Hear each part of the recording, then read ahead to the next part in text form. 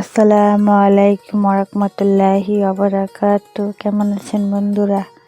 আশা করি আল্লাহর রহমতে সবাই ভালো আছেন। আমিও আলহামদুলিল্লাহ বেশ ভালো আছি। তো প্রতিদিনের মতো আবারও আপনাদের মাঝে চলে আসলাম নতুন আরেকটি ভিডিও নিয়ে।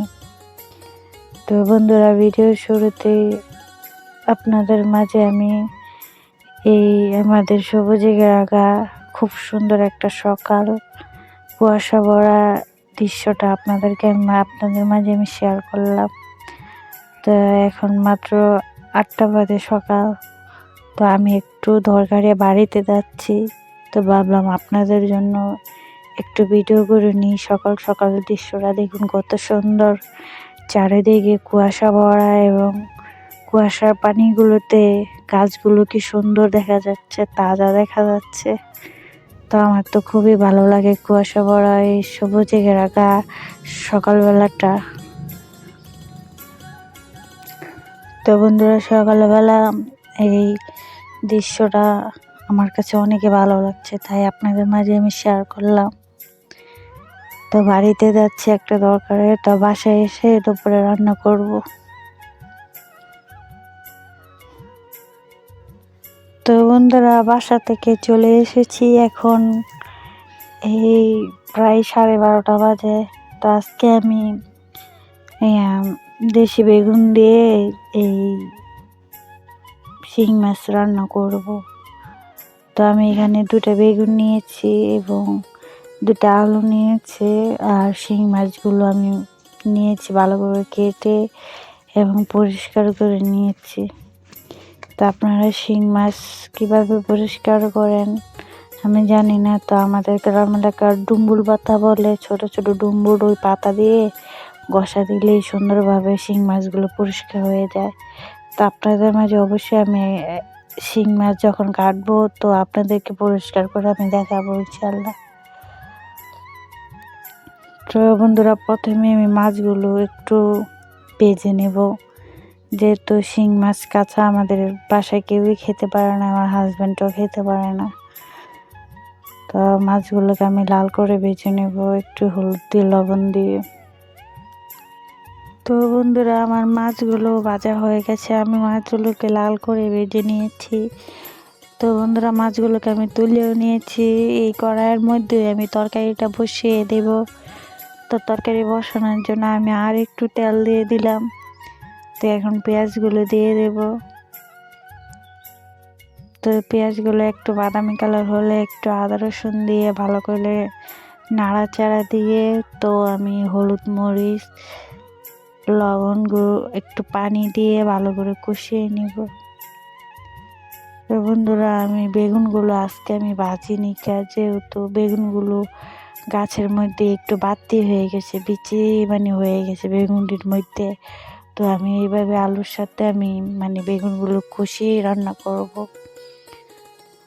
তো কড়াই বেগুন আমি কম কষাই বন্ধুরা, তো বেগুনগুলো বাড়তি হয়ে গেছে। বন্ধুরা, একটু পানি দিয়ে হলুদ মরিচগুলো কষিয়ে নিতেছি। এদিকে দেখুন বন্ধুরা, মাছগুলোকেও আমি লাল করে ভেজে নিয়েছি। তো হলুদ মরিচগুলো কষানো হয়ে গেলে আমি তরকারিগুলো দিয়ে দিব কষানোর জন্য। বন্ধুরা, হলুদ মরিচগুলো কষানো হয়ে গেছে, এবার আমি তরকারিগুলো দিয়ে দিব। তো তরকারিগুলো কষানোর জন্য আমি কোনো পানি ব্যবহার করব না, এতে অনেক পানি উঠে যাবে। তো বন্ধুরা, এরই মাঝে আপনাদের মাঝে কিছু কথা বলতে চাই। তো প্রতিদিনের মতো একটি কথাই আপনাদের মাঝে বলতে চাই। তো যারা যারা ভিডিও দেখছেন এবং ভিডিওর মধ্যে আছেন, যদি লাইক দিতে ভুলে যান অবশ্যই একটা লাইক দিয়ে যাবেন প্লিজ। আপনার একটি লাইকের কারণে আমার ভিডিওটা শেয়ার হতে পারে। তো যারা যারা এই কাজটি করেছেন, যারা যারা আমার চ্যানেলটাকে সাবস্ক্রাইব করেছেন, তাদেরকে অসংখ্য অসংখ্য ধন্যবাদ। তাদের প্রতি দোয়া এবং ভালোবাসা সবসময় আমার থাকবে এবং তাদের পাশে থাকবো ইনশাআল্লাহ।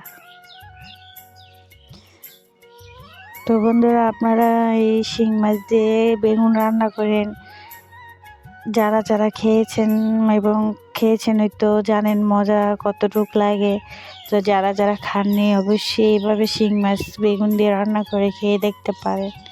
মাশাআল্লাহ অনেকই ভালো লাগে খেতে। যে কোনো মাছ লাল করে ভেজে তরকারির সাথে, যে কোনো কাঁচা তরকারির সাথে রান্না করলে খেতে অনেকে ভালো লাগে। এই কথাটা আমি প্রতিটা ভিডিওর মধ্যেই বলি বন্ধুরা। তো আমি বেগুন তরকারিটাই আমার কাছে অনেকই ভালো লাগে, আঠালো হয়। তো লম্বা বেগুন, গোল বেগুন সব বেগুনই আমি মাছ দিয়ে বেশিরভাগ রান্না করি এইভাবে। তা আমি যেরকমভাবে রান্না করি ওইটাই আপনাদের মাঝে আমি শেয়ার করি বন্ধুরা।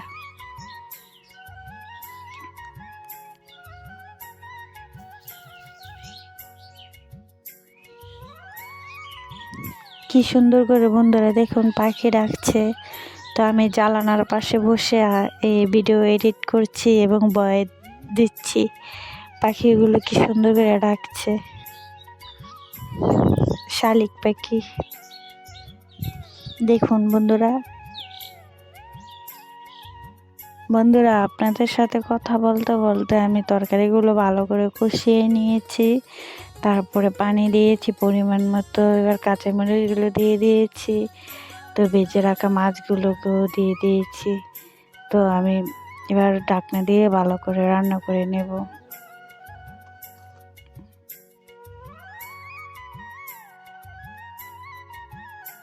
বন্ধুরা তরকারিটা প্রায় রান্নার শেষের দিকে। এবার আমি কিছুটা জিরার গুঁড়ো দিয়ে, ভাজা জিরার গুঁড়ো দিয়ে নামিয়ে নিব।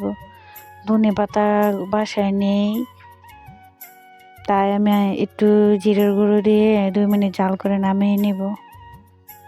বন্ধুরা আমার শিং মাছ বেগুন দিয়ে রান্নাটা কেমন হচ্ছে অবশ্যই কমেন্ট করে জানাবেন।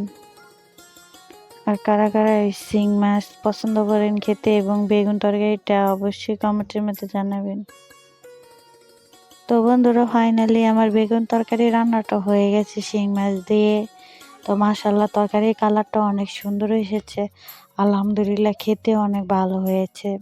তা আপনারা বাসায় অবশ্যই রান্না করে খেয়ে দেখুন। তা আমার চেয়ে সবাই ভালো রান্না করতে পারেন, আমি যেভাবে রান্না করি ওইটি আপনাদের মাঝে শেয়ার করেছি বন্ধুরা। তা আপনারা সবসময় ফ্রেশ খাবার এবং কাঁচা তরকারি বাসায় বনে খেতে চেষ্টা করবেন।